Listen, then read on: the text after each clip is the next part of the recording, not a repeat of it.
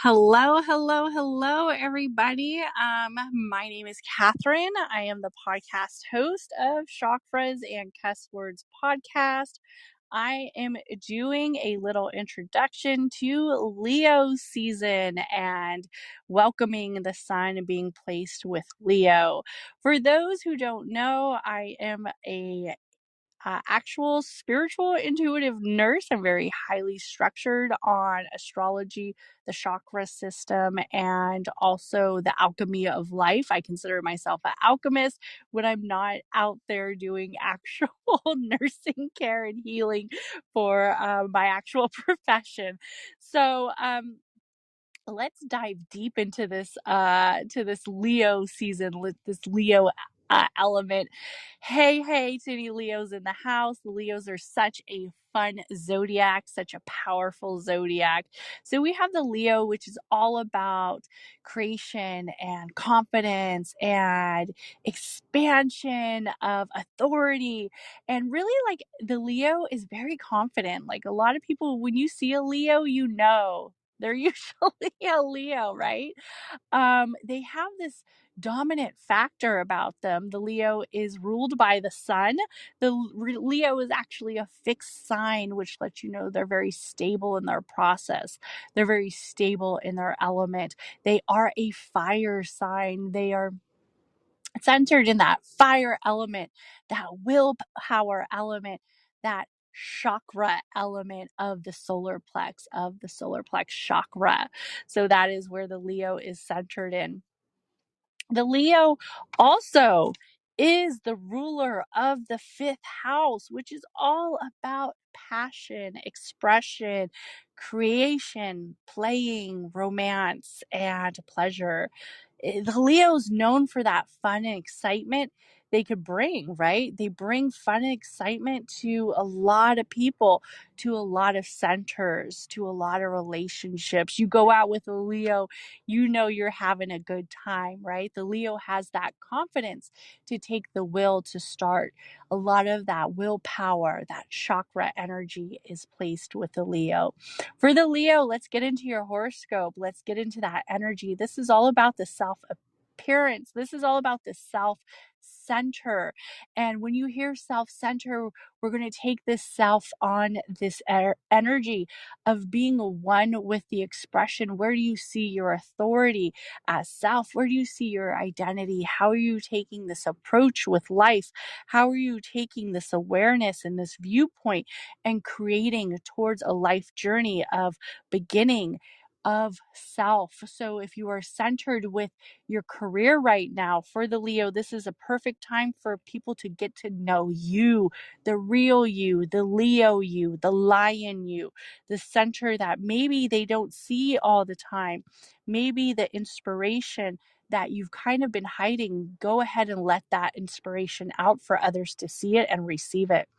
For the Cancer, this is going to be a time for you to be structured on money and work and daily routines, also values and habits. We are going to want to be centered in the talents that you sometimes hide from people.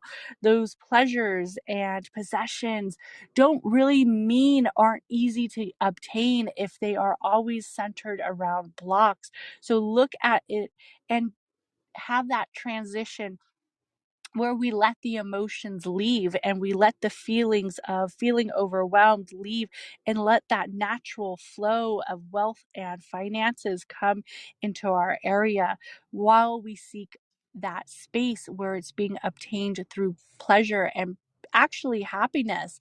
And I just created a reel and I just thought about this right now.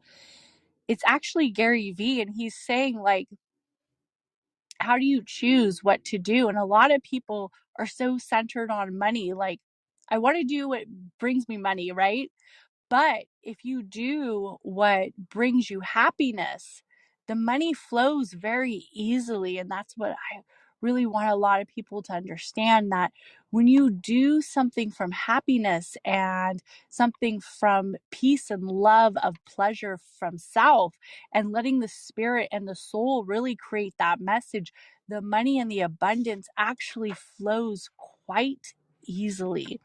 For the Gemini, this is actually happening in your third house, which is all about communication and inner circles with siblings, social activity, and interests with neighbors and education.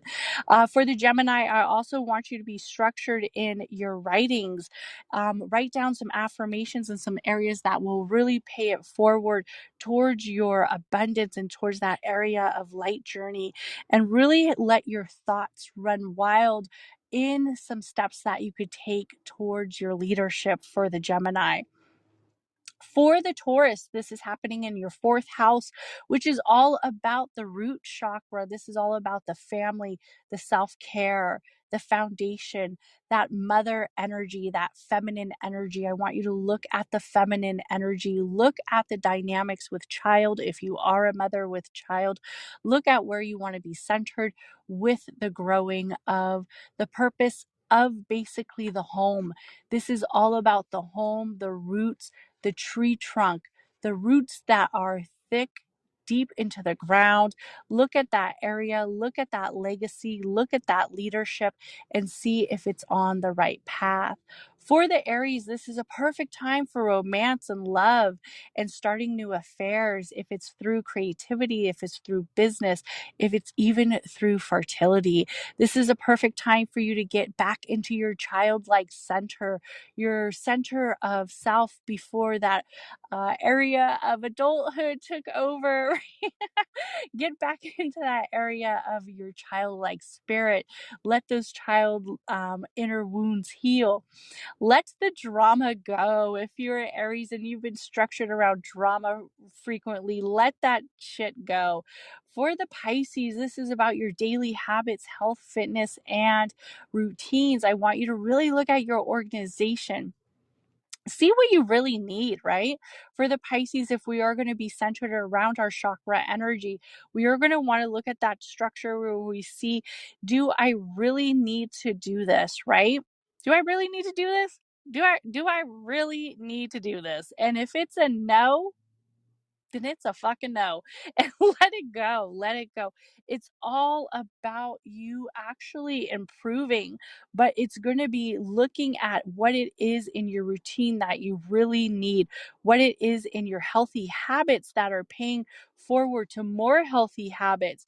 If it is the energy of block, it's time to release it. For the Libra, I'm not sorry for not the Libra, for the Aquarius. For the Aquarius, this is happening in your seventh house. This is about relationships and marriage and contracts and unity, and really high unity if it's with business partners, interpersonal style. Let that style out. Let you live in that space of relationships and agreements and justice and harmony. Let it become one.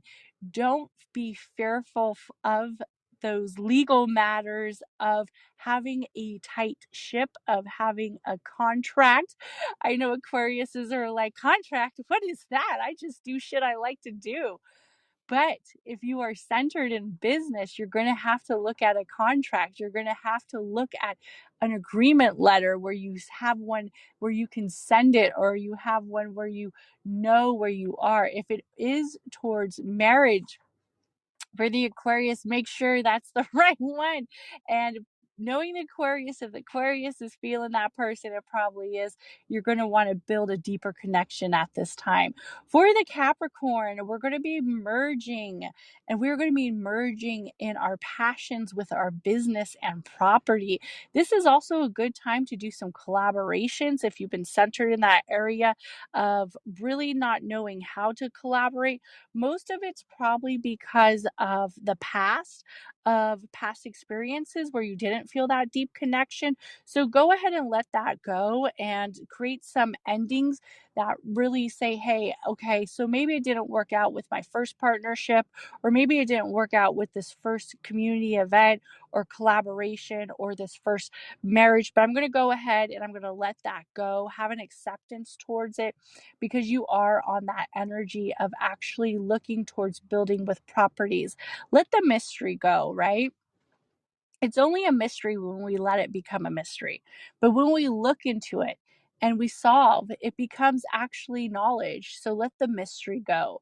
For the Sagittarius, this is a perfect time to step into travel and higher philosophy. This is also a perfect time for you to seek higher education. If you've been thinking about taking a course that hasn't really been something that you've been exploring, and I just want to say for the Sagittarius, this is actually happening in your house. So, meaning that the Sagittarius is the ruler of the ninth house, and this is happening in the ninth house. So, this is really about you having that higher learning, you having that area of where the mind really opens up to new possibility. I also want the Sagittarius to not only be structured around their solar plex chakra, but also with their throat chakra as well, especially if there's a Sag out there who has been thinking about starting maybe speaking engagements, starting a podcast, starting areas of broadcasting. This is a time you're going to want to dip into it for the Sagittarius. For the Scorpio, this is a perfect time for you to look at the long-term legacy, the goals, the structure, and also having that title. It is a time for you to step full into the solar plex energy, as many of us will for the collective. With this Leo with the sun in Leo, we are going to want to be structured for the solar plex, but also for the Scorpio, I want you to be centered on masculine energy as well. So many of us hide from masculine energy, especially if we're a woman. We're made to feel like, oh, we shouldn't be centered in our masculine energy, but sometimes our masculine energy is our dominant energy. And for us to find the energy that works right for us, we have to look at our birth chart. I do birth chart readings, but also for us to look at the masculine energy, heal those masculine wounds. And sometimes we have to heal the masculine energy, heal the father wounds, but also look at it for advice. Look at lessons where you learned that legacy of the Scorpio, and be centered in that power energy and build that title for the Scorpio. For the Libra, this is all about groups, friends, and social awareness. Time to look at that inner circle. See if the friends are turning into frenemies. Let them go if they are. Also for the for the Libra, I really want you to be structured on wishful thinking turning into affirmations. So instead of saying, I wish I had this, I wish it was this easy, I want you to create an affirmation where you step into that presence, where it is that reality, it is that energy space. Really makes those visions come true, really makes those networks come true, and that organization. For the Virgo,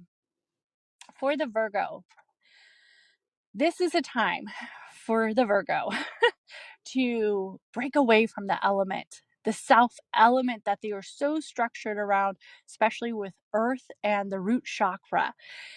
I know the Virgo has very strong roots, and we love that about the Virgo. We absolutely love that about the earth elements.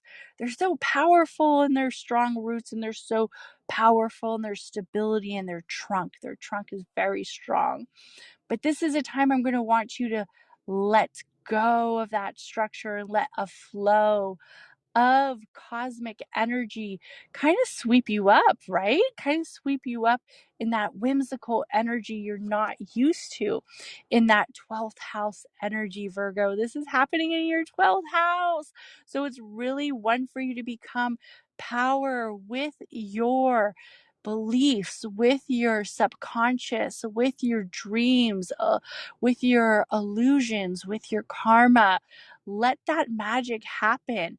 Let that magic take you away into higher places of meditation and breath work. For the Virgo, I also want you to start your dream journal. If you haven't started a dream journal now as a Virgo, this is a perfect time to do it. For the Virgo, I don't want you to spend so much energy as that fire element is rounding up in your 12th house, I actually want you to take steps towards self-care because you will be the next one to have the sun energy. And everybody, thank you so much for popping into the room. I am the podcast host of Chakras and Cuss Words, where I concentrate on everything astrology and chakra system. Please go ahead and give the podcast a follow and some reviews. This is actually probably going to be a live stream of the podcast coming up. I have a new podcast out on reducing burnout by synchronizing your menstrual system to really reduce that burnout with an amazing holistic feminine coach. So make sure you give that podcast a listen. I also have the full blown chakra series on Chakras and Cuss Words podcast. We are doing in depth of the chakras, but if you are new to the chakra system, go ahead and listen to the introductory series on season 3, and I think even a little bit of season 2, but that is there for you. I do have guided meditations on the chakra energy as well. So everybody have an amazing day, and also share some network currency as you give me some follows on Instagram, where I always plug in my favorite astrology events and chakra energy moments. So have an amazing day. Bye.